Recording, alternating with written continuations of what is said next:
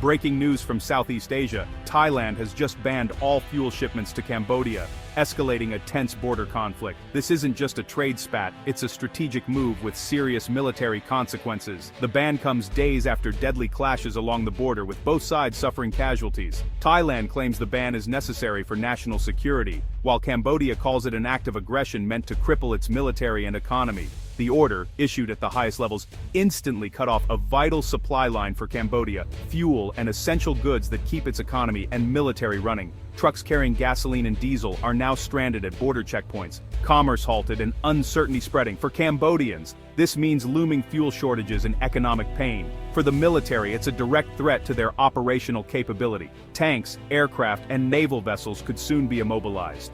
Thailand frames the move as a defensive response to Cambodian provocations, but Phnom Penh sees it as an economic blockade and a violation of international norms. Both sides are digging in, and the risk of further military confrontation is rising by the hour. This is more than a border dispute. It's a high-stakes standoff over resources and national pride. The world is watching as the crisis unfolds in real time.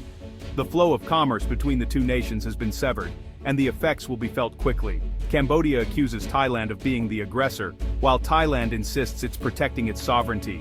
The urgency is real. This conflict could easily spiral out of control. The ban is a powerful lever, and Thailand is not hesitating to use it. As both governments harden their positions, the region faces a dangerous new reality. The next moves could determine the fate of Southeast Asia's stability. Thailand's defense minister signed an order banning all fuel and strategic goods to Cambodia: jet fuel, gasoline, even materials that could aid the military. The ban is enforced at every land border crossing, with key checkpoints sealed and trucks turned away. Thai soldiers and customs officials are inspecting every vehicle, ensuring nothing slips through. The term strategic goods is intentionally broad, giving authorities wide discretion. This ambiguity disrupts supply chains and puts immense pressure on Cambodia to de-escalate. Thailand insists the ban targets the military, not civilians, but in practice, the line is blurred. Fuel for gas stations can easily end up in military hands. The order is a calculated squeeze. Cambodia's government is being forced to feel the consequences of continued conflict. Companies and suppliers are left guessing what's allowed, amplifying economic uncertainty. This isn't a full trade embargo, but it's a powerful tool of coercion. The message is clear. Thailand controls the tap, and Cambodia must reconsider its actions. The region is watching to see if this pressure brings Cambodia to the negotiating table.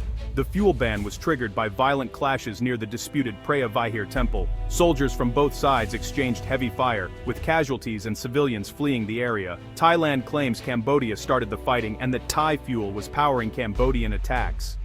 Over 200 million liters of oil products crossed the border last month alone. Fuel Thailand says is now being used against its own troops.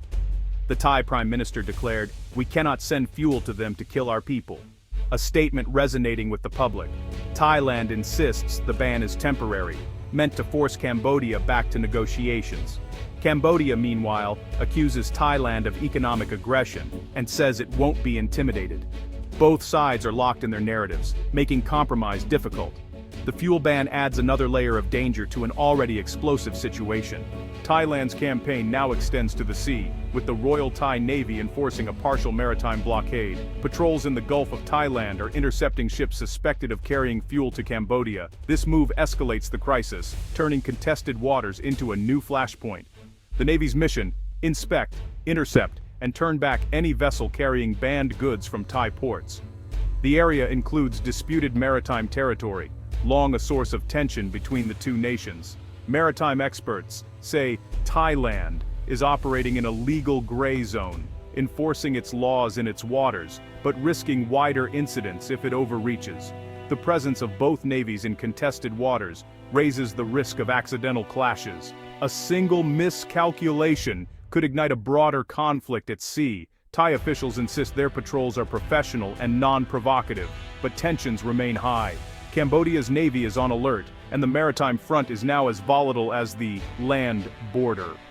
The blockade is a bold move, signaling Thailand's resolve. The sea has become another front line in this escalating dispute. The world is watching for the next flashpoint. The fuel ban's first unintended victim was Laos, a landlocked neighbor reliant on Thai fuel shipments. When the ban began, border officials mistakenly stopped all fuel trucks, including those bound for Laos, causing chaos and fears of shortages. Thailand quickly clarified the ban targeted only Cambodia, not Laos, and apologized for the disruption. Special documentation and police escorts were introduced to ensure Lao-bound shipments weren't diverted.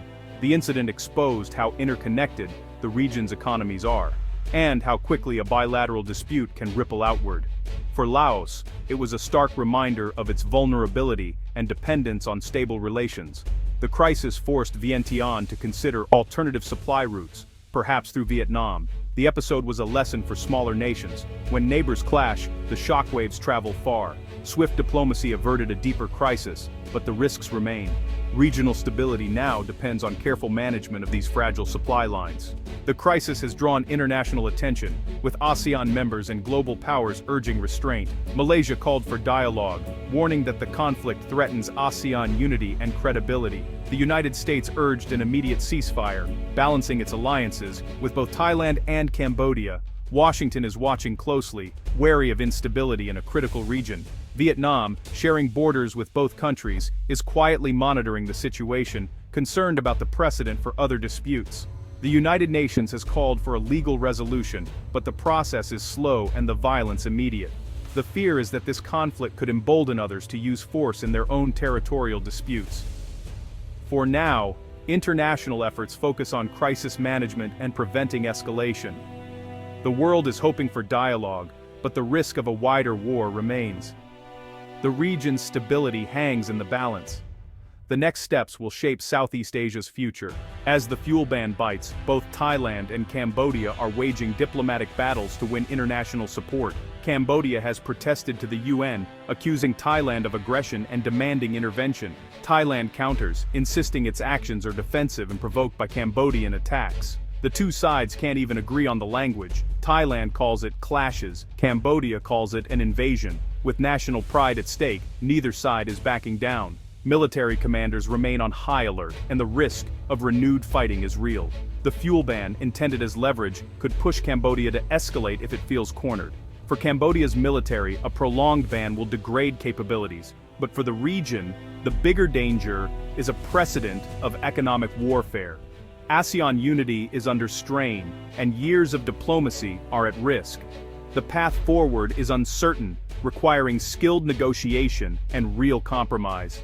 Until then, the border remains a flashpoint, one of the most dangerous in the world. The world waits, hoping for peace, but bracing for the worst. The next move could decide the fate of the region.